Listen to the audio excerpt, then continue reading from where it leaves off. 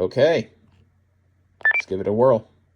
It does work. I have tested it, and did a few other things too. I just gotta get some of the programming right on it and make it a little more my own. But this right here is the radio that I got all together on an eBay auction. I won it for $16.50, and tax and shipping, handling, all of it together ended up being $29 and some change. So just under $30. I already had a cable to program it for my 2730A radio out in the truck. So I just got on Chirp, programmed it, worked great. I'm sure if I had the customer programming software, it'd be way better. I'll probably contact RT Systems later about that. But for now, this works. I went Amazon Andy and got a cheap little $20 battery. Did not fit great, but I got it to fit. I'm going to take it out when I get my alkaline pack and just use an alkaline pack on it. And then I'm going to probably get this right here. This would be what I end up getting more than likely, just as a probably a backup. And go from there. But I'll probably just use the alkaline batteries like I was instructed to do by a couple other people. Because you can just change them out, get rechargeables, no big deal.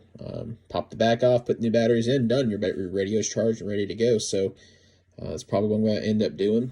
And I'll probably get some USB-C chargeable, a chargeable apparatus for those batteries, so I can charge it from a power bank. I'll be doing that probably as well. But yes, given the fact this is an 11-year-old radio, anywhere from 11 to 21 years, somewhere in that scale this thing was made. This looks like it's barely had any use. And from what I understand, what I have been told by other hams, that this was actually a somewhat popular radio, and a lot of people loved it. And they, on eBay, if you look them up, a lot of them, you can tell they have been well loved in their time. And you know, I'm so thankful to finally have gotten my hands on one of these. And another reason I'm so glad I got to take the original battery out, because of, you know, if you know, you know. I took that battery off and put this one on, so, and inspected the rest of the radio. We're good to go.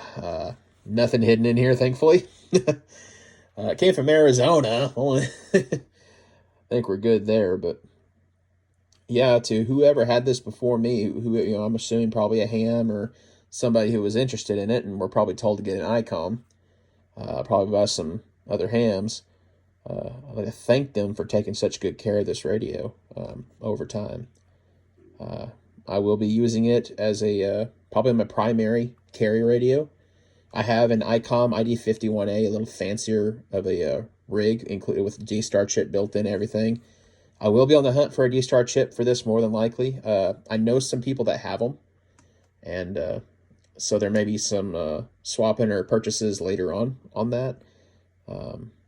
So nothing written in stone there. I may be fine just using this analog, but D-Star would be more of just a bonus, really. But I really like this radio. I've played with it some in the settings and all that, getting to know it a little bit. I found some instructions online, so I'm looking forward to getting to learn this thing a little more. But I needed something. See, my ID-51A, I have a screen protector on it, and I have a leather case with a screen protector on it. And that's what I'm currently running. And I want something that's not as pretty to carry, something more rugged. So it'll be this right here. I'm probably going to clean this really good and put a custom screen protector over this to keep it nice.